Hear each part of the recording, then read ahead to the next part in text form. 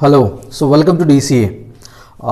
You all might have appeared for the CDS 2020 exam. Some of the guys say it was slightly on tougher note. Few of them said that it was easier for the science aspirants, and different people might have the different perceptions, right? You might have gone through the different solutions, or you can say the answer keys released by some of the major institutes, maybe majorly in terms of the online mode. And of course they have also mentioned that some of them were doubtful or not sure kind of things. So we are not going to discuss the key here. We are going to discuss the general query, that is, what is an impeccable or the magical formula to crack CDS GS. And when I say this, I didn't mean 50 plus score, right? We are not talking about those people who are getting 50 plus in GS. If you are getting, I'm not talking about the people who are getting 10 in GS, right? We are talking about those who are maybe on the boundary. Let's suppose the CDS cutoff for the GS, the minimum is 20, and you might be interested to score around 25 or 30, right? This session, this video is helpful for those aspirants who just want to have a score of, literally between 28 to 35 in the GS paper, right? If your English is good, let's suppose you are scoring around 65 or 64, maybe 70 in English section, and sometimes your cutoff or the overall cutoff, and you are stopped in the final merit list by a margin, you can say, right? अगर आप अच्छे English में और थोड़े मोड़े marks से आप रह जा रहे हो, राइट, कि जीएस में थोड़े कम मार्क्स आते हैं, आपने जीएस एग्जॉस्टिवली नहीं किया, and the kind of uncertainty in GS is also there. Of course, that's also a big question nowadays, right? They can ask you question of the who actually designed that Ram Mandir temple, although this can be debatable that कि ये तो art and culture question भी हो जाता है, right? They can ask you the number of wheels, कितने पहिए थे, ये पूछ सकते हैं. So let's start with the theme that which book can act as savior, right? What actually you need to do so that you can keep yourself protected from the uncertainty in GS, right? You need a macrocosm around yourself, right? Okay, now you are, nowadays if I use the recent words, that is, you are biosecure bubble, right? You need to protect yourself from this uncertainty of the GS cutoff. NCERT is the savior. NCERT आपकी जान बचाता है, और ये बात बार बार proof होती है, specially in CDS या NDA वाले जो बच्चे हैं, या CAPF की ले लो. और सिविल सर्विस में थोड़ा सा आजकल क्या है, डायनामिज्म ज्यादा हो गया है. So you can not say that by reading NCERTs only you are going to cross the cut off. But CDS में क्या है, there is a minimum cut off required. ऐसा सिविल सर्विस में ऐसा कुछ नहीं है, राइट? वहां पे 33% CSAT का क्राइटेरिया है. तो हम बात करेंगे हाउ टू गेट, और you can say that shortcut में और टू द पॉइंट पढ़ाई करके ऐसी क्या चीजें पढ़ी जाए, what you need to study so that your CDS GS score can lie 28 to 37 इस बाउंड्री में, right? So those who are above this, अगर आप 40 से ज्यादा है तो शायद ये बात आपके लिए बिल्कुल फायदेमंद नहीं है. You can close down the video, right? But आप उन बच्चों के लिए जिनके 15 प्लस आ रहे हैं या 16 प्लस आ रहे हैं, तो anyone who just want to be in this domain, आपकी इंग्लिश ठीक है बट GS ठीक करना चाहते हैं, आपके लिए ये वीडियो हेल्पफुल होगी, right? So first question I would like to take that how many questions were straight from NCERT, right? So as we discussed in previous videos as well, that there were 29 questions of the science, and overall you can say in nutshell, all of you might agree that the science student has an edge in the CDS GS paper, at least for the last 3 times. Reason, the question of the science were adequate in number, काफी ज्यादा थे. This time it was 29, out of which 24 were exactly from the NCERT class 9th-10th book. जो 4-5 question थे science के, इनमें से 2 question ऐसे हैं जो क्लास 11th के हैं, जैसे बायो या केमिस्ट्री में बॉक्सेस में लिखे हैं, राइट? सो है तो NCERT में, बट मैं इनको काउंट नहीं कर रहा. I am not counting those question which may be in class 11th book, right? मैं सिर्फ 9th-10th वालों की बात कर रहा हूं जो 24 क्वेश्चन उसमें पूछे गए थे, right? If you remember, there was a question of who introduced the symbol of atom. Now this is quite confusing in nature. Reason, because majority of the aspirant might be looking over who finally, right, gave a convention for the nomenclature of the atom. So that is done by IUPAC nowadays, right? But earlier scientist के नाम पे आ जाते थे, right? So there are a lot of theories, but the question was who introduced, who was the first one to do that indirectly, right? So answer was John Dalton, because it's written in NCERT book as well. आप check करेंगे first line में लिखा हुआ है, symbol of the element जो topic है उसमें first line में लिखा हुआ है John Dalton introduce, right? So John Dalton is the correct answer, although कुछ लोग अलग अलग भी आंसर बोल रहे हैं, but as per the NCERT Dalton is the correct one, right? But ये क्वेश्चन जनरली हम एक्सपेक्ट नहीं करते एग्जाम में, to be honest we also do not expect this thing, but this was present in NCERT and that was asked. So overall we have to agree that anything in NCERT, any name, any convention, if I talk about that, let's suppose the let's take the question of बाकी जैसे आप science के कुछ भी ले सकते हो. If you talk about मैंने एक कोचिंग का देखा, they have mentioned the question of which of the following element do not form oxide, and I think the online major coaching grade up has mentioned it as a doubtful, but this is clearly mentioned in NCERT.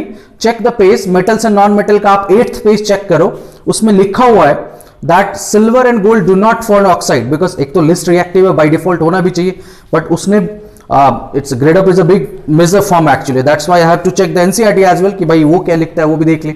तो NCERT has clearly mentioned twice in that chapter that silver and gold is not going to react, they are noble metals, least reactive. And उसी page में नीचे ये भी लिखा हुआ है silver sulphide वाला, that was blackish in colour. So all of the things are mentioned in NCERT. अगर आपने वाकई एनसीईआरटी पढ़ा होगा ऑनेस्टली, और जरूरी है आज के डेट में, आप चाहे जो मर्जी कोचिंग कर लो, कुछ भी कर लो, XYZ या हमारी कोचिंग में कर लो, देखो लाइन बाय लाइन एनसीईआरटी कोई नहीं पढ़ा सकता. The first rule is that read the NCERT line by line, right? Try to understand the thing. Class 9th and 10th, that is the golden and impeccable rule, whether it's of science, whether it's of geography, whether it's of history, but उसको जरूर पढ़िए, वो जरूरी है. History वाला भी जरूरी है. पॉलिटी आप 11th 12th पढ़िए, वो ज्यादा फायदेमंद है. Do you remember that there is a question of little boy, the fat man and the little boy, 2 atom bombs which were dropped. So little boy was dropped on Hiroshima.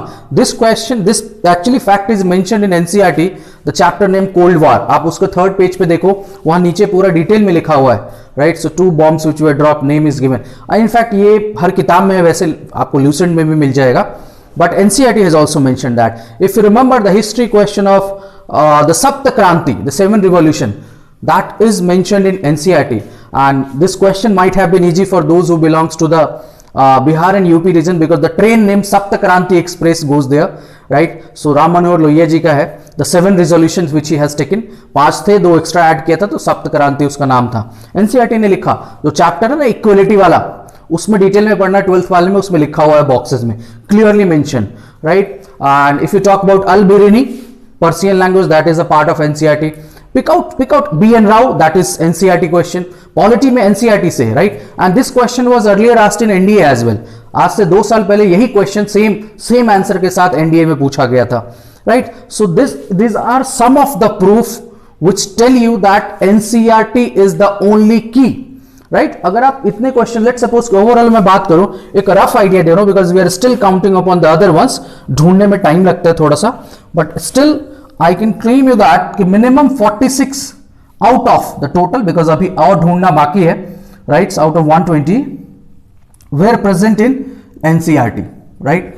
सो आप NCERT पढ़िए, कौन कौन सी? 9th 10th की, और 11th 12th आप history और polity को देखें जरूर, राइट? स्पेशली जो नेम होते हैं ना, जैसे B.N. राव हो गया, राम मनोहर लोहिया जी हो गए, ये जो पर्सनालिटीज रिलेटेड चीज है ना, वो एनसीईआरटी ने अच्छी लिखी है पॉलिटी में. सो may be you are good in Laxmikant, but the question of polity is not so straight forward as well. कुछ क्वेश्चन वाकई टफ थे, right? If you talk about NCERT Azamgarh proclamation, वो क्वेश्चन तो कितनी बार आ चुका है इनफैक्ट, और आजमगढ़ प्रोक्लेमेशन सिविल सर्विस में भी आ चुका, और एनसीईआरटी में बहुत अच्छे से लिखा हुआ है, right? So this was not, ऐसा नहीं कह सकते कि इंपॉर्टेंट नहीं, वो बराबर की चीज है. आपके सामने और भी क्वेश्चंस आए तो आप डिस्कस कर सकते हैं. यू कैन योरसेल्फ, आप खुद भी सर्फ आउट कर सकते हैं कि वो एनसीईआरटी से क्वेश्चन कितने सारे आए, और आपको मिलेंगे कि नहीं this is the real thing which we need to go. None of the book, आपको ना तो पाथफाइंडर पढ़ने की जरूरत है, ना लूसेंट पढ़ने की जरूरत है, कोई XYZ ज्यादा नहीं. या हमारी booklet, we always say that हमारी बुकलेट सप्लीमेंट्री है, that MCQs, because at the end of the day the basic is NCERT.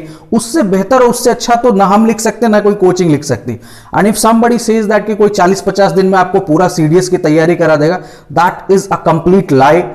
और अगर आप ये बात मानते हो तो आप खुद ही, मुझे लगता है कि मतलब you are not a serious aspirant, because you should understand that it is very difficult to finish the complete GS within even 2 months. It's difficult, it's rare, right? आप 30-40 दिन में क्या करोगे? कोई कोचिंग आपको बोल देगा एनसीईआरटी पढ़ लेना जी, या ये भी पढ़ लो जी, ये भी पढ़ लो जी, आपका टाइम बर्बाद होगा और कुछ नहीं होगा.